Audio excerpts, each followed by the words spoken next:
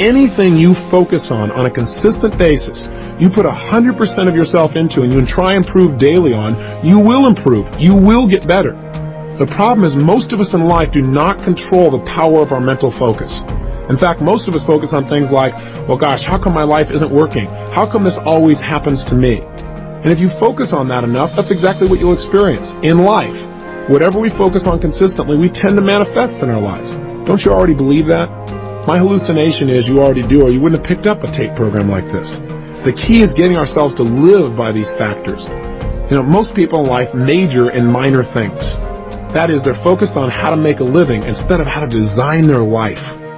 You may be wondering what drove me to want to really study success in this level of depth. In fact, a lot of people say to me, Tony, how did you become so successful? Well, I'm complimented by the statement, but my response usually is the same thing that drives all of us to succeed. One of two experiences, either inspiration or desperation. For me, it was more desperation. I grew up in an environment I did not like, and it started back as far as high school for me. I remember looking around and being dissatisfied. And by the way, if you're dissatisfied with some area of your life right now, instead of being frustrated, get excited. Because I got to tell you something, until you get dissatisfied, you won't do anything to really make your life at another level.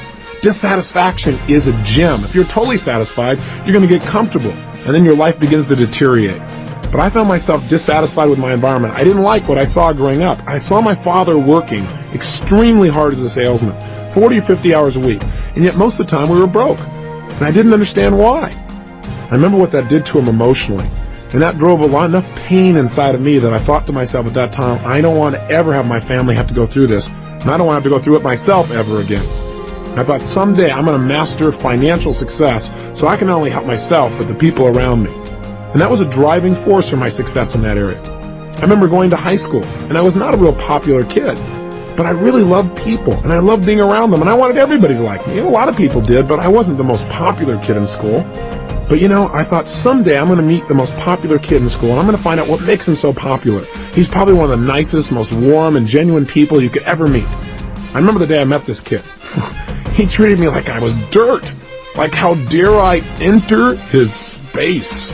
And I thought, how could somebody who's this rude be this successful and having people like him? And it made me want to study what makes people like other people.